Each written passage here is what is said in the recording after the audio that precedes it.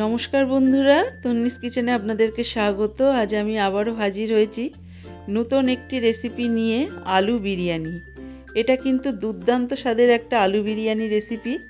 আমাদের বাড়িতে যখন চিকেন বা মাটন না থাকে, অনেক সময় হয় কি আমাদের একটু বিরিয়ানি খেতে ইচ্ছা হয়, কিন্তু মাটন বা চিকেন না থাকার জন্য বা ডিম না থাকার জন্য আমরা কিন্তু এই বিরিয়ানিটা বানাতে পারি না। সেই সময় কিন্তু আপনারা এরকম একটা রেসিপি বানিয়েই ফেলতে পারেন। আমি গ্যারান্টি দিয়ে বলছি, এই রেসিপিটা আপনারা যদি একবার বানিয়ে খান তো আপনাদের বারবার বানাতে ইচ্ছা করবে।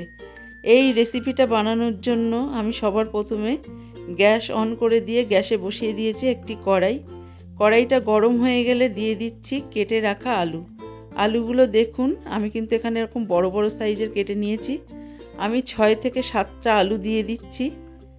এখানে কিন্তু আমি অর্ধেক পরিমাণ আলু প্রথমবারে দিয়ে দিলাম। আলুগুলো আমাদের একদম গোল্ডেন ব্রাউন করে ভেজে নিতে হবে, তার জন্য দিয়ে দিচ্ছি হাফ চা চামচ পরিমাণ নুন। এই ভেজে নেওয়ার সময় কিন্তু নুনটা অবশ্যই দেবেন, তাহলে কিন্তু আলুর ভিতরে নুনটা ঢুকবে। এখানে আলুটাকে গোল্ডেন ব্রাউন করে আমি ভেজে তুলে নিচ্ছি। এখানে একই রকমভাবে কিন্তু বাকি আলুগুলোও আমি ভেজে নেব। আরও আমার অর্ধেকটা আলু রয়ে গেছে। এখানে আমি ফোড়ন দেওয়ার জন্য নিয়েছি কয়েকটা এলাচ, একটু দারচিনি, একটু লবঙ্গ, একটু শাহজিরে, শাহমরিচ আর একটু জয়িত্রী। সমস্ত গরম মশলাগুলো আমি এখানে ফোড়ন দিয়ে দিলাম। ফোড়ন থেকে যখন সুন্দর একটা গন্ধ ছাড়বে সেই সময় দিয়ে দিতে হবে কেটে রাখা পেঁয়াজ। আমি কিন্তু এখানে পাতলা পাতলা করে পেঁয়াজটা কুচিয়ে নিয়েছি। এখানে আমি 6 থেকে 7টা পেঁয়াজ নিয়েছি। আমি এখানে 1 কেজি পরিমাণ চালের বিরিয়ানি বানাবো, সেই জন্য আমি এখানে 6 থেকে 7টা পেঁয়াজ নিয়েছি। বিরিয়ানিতে কিন্তু পেঁয়াজের পরিমাণটা একটু বেশিই লাগে। এবং পেঁয়াজটা যখন ভাজবেন তখন কিন্তু গ্যাসের ফ্লেমটা একদম হাইতে রেখে ভাজবেন। পেঁয়াজটাকে কিন্তু একদম আমাদের এরকম লাল লাল করে ভেজে নিতে হবে। এর থেকে কিছুটা পেঁয়াজ আমি বেরেস্তা বানানোর জন্য তুলে নিলাম। অপর দিকে আমি গ্যাসটা অফ করে দিয়ে আরেকটি প্রেসার কুকার বসিয়ে দিচ্ছি আলুটাকে সেদ্ধ করে নেওয়ার জন্য। এখানে 2 টেবিল চামচ পরিমাণ আদা রসুন বাটা দিয়ে একটা জল বানিয়ে রেখেছিলাম। দিয়ে দিলাম হাফ চা চামচ নুন আর 1 চা চামচ পরিমাণ শুকনো লঙ্কার গুঁড়ো। এইবার সমস্ত আলুগুলো কিন্তু আমি প্রেসার কুকারের মধ্যে দিয়ে দেব। এখানে আমি 250 ml মতো জল ইউজ করেছি, আপনাদের আলু অনুযায়ী জলটা দেবেন। এবার আমি হাই হিটে রেখে গুনে গুনে 3টে সিটি মেরে নেব এবং সিটি মারার সঙ্গে সঙ্গে কিন্তু প্রেসার কুকারটা খুলে দেব। এদিকে আমি গ্যাস অন করে দিয়েছি আর মাঝখানটা ফাঁকা করে নিয়ে দিয়ে দিচ্ছি 1 চা চামচ পরিমাণ কাশ্মীরি লঙ্কার গুঁড়ো। দিয়ে দিচ্ছি 150 গ্রাম পরিমাণ টক দইটা দিয়েও একটু নাড়িয়ে নিচ্ছি। গ্যাসের ফ্লেমটা কিন্তু আমি একদম লোতেই রেখে দিয়েছি। এবারে আমি এখানে একটা বিরিয়ানি মশলা ইউজ করব। এটা হচ্ছে ক্যাচ কোম্পানির বিরিয়ানি মশলা। এটা কিন্তু দামটাও বেশি না, মাত্র 10 টাকা। 1 কেজি চালের জন্য 10 টাকার মশলাটা একদম পারফেক্ট। আমি এখানে 1 চা চামচ পরিমাণ বিরিয়ানি মশলা পেঁয়াজের মধ্যে দিয়ে দিলাম, দিয়ে একটু সামান্য কষিয়ে নিলাম। নিয়ে ঢেলে দিচ্ছি সেদ্ধ করে রাখা আলুর জলটা আমি এখানে ফেলিনি, জলটা পুরোটাই আমি কড়াইতে দিয়ে দিলাম। অপেক্ষা করব গ্রেভিটা ফুটে ওঠার জন্য। গ্রেভিটা ফুটে উঠলে দিয়ে দিলাম 1 টেবিল চামচ পরিমাণ চিনিটা দেওয়ার পরে আমি একে একে আলুগুলোও দিয়ে দেবো। এই চিনিটা কিন্তু অপশনাল, চিনিটা দিলে কিন্তু টক দইয়ে টক ঝাল স্বাদটাকে ব্যালেন্স করার জন্য। এইবার আমি তেজপাতা দিয়ে দিলাম 2টো। তেজপাতা দেওয়ার পরে তলা থেকে একটু নাড়িয়ে দিচ্ছি। এবার উপর থেকে দিয়ে দিচ্ছি 2 টেবিল চামচ পরিমাণ কেওড়া ওয়াটার, 2 টেবিল চামচ পরিমাণ গোলাপ জল আর 10 থেকে 12 ফোঁটা মিঠা আতর। আপনারা কিন্তু মিঠা আতরটা অবশ্যই দেওয়ার চেষ্টা করবেন, এটা কিন্তু খুব ভালো একটা ফ্লেভার আনে। এটা না দিলে কিন্তু বিরিয়ানি বলেই মনে হবে না। এইবার সমস্ত রকম মশলা দিয়ে তলা থেকে একটু নাড়িয়ে দিয়ে গ্যাসের ফ্লেমটা একদম লোতে করে দিলাম। দিয়ে আমি ঢেকে দিচ্ছি 5 মিনিটের জন্য।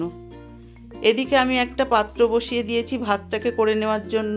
আমি একটা ডেচকিতে কিছুটা জল দিয়েছি, জলটা ফুটে উঠলে এর মধ্যে দিয়ে দিচ্ছি 2 থেকে 3 টেবিল চামচ পরিমাণ নুন আর দিয়ে দিচ্ছি 1 টেবিল চামচ পরিমাণ রিফাইন তেল।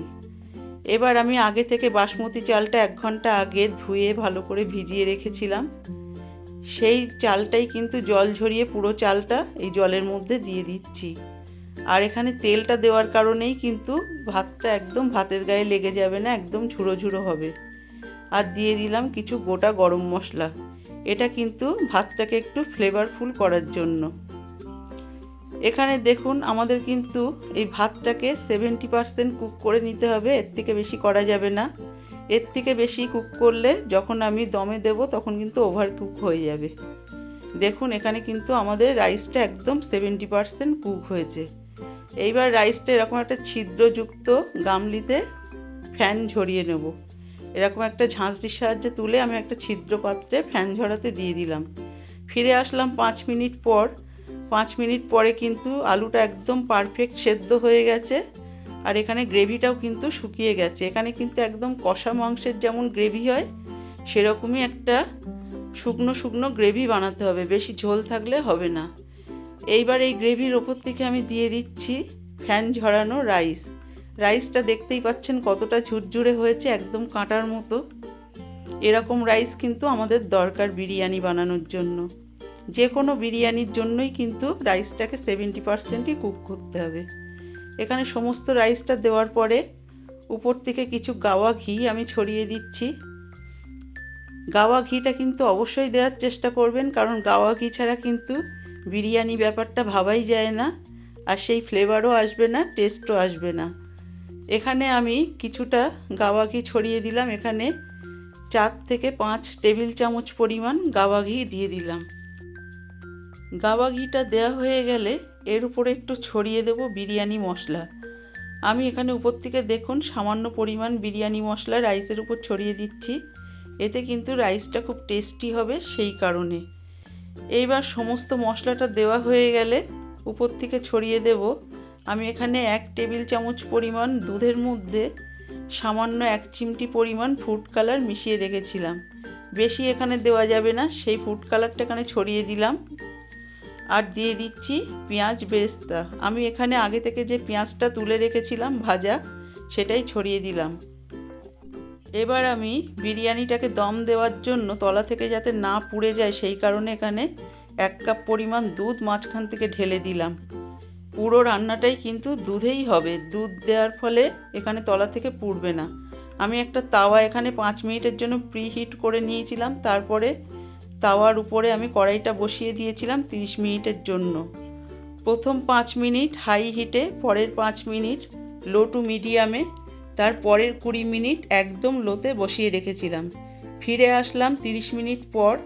এবার আমি 1-2 চামচ পরিমাণ গাওয়া ঘি এখানে উপর থেকে ছড়িয়ে দিয়ে আপনাদের একটু রাইসটাকে কেটে দেখাচ্ছি। আরেকটা কথা বলি, রাইসটাকে দম দেওয়ার পরে কিন্তু অবশ্যই আধ ঘন্টা রেস্টে রাখতে হবে, নইলে কিন্তু বিরিয়ানির টেস্ট ভালো আসবে না। এবার আমি একটা প্লেটে আপনাদেরকে সার্ভ করে দেখাচ্ছি। দেখুন কতটা সুন্দর দেখতে হয়েছে, আর এটা আপনারা না খেলে বুঝতেই পারবেন না যে কতটা সুন্দর। আমার এই রেসিপিটা যদি ভালো লাগে তাহলে অবশ্যই সাবস্ক্রাইব করবেন, লাইক দেবেন এবং শেয়ার করবেন। পরবর্তী রেসিপি কিসের ওপর দেখতে চান জানাতে ভুলবেন না।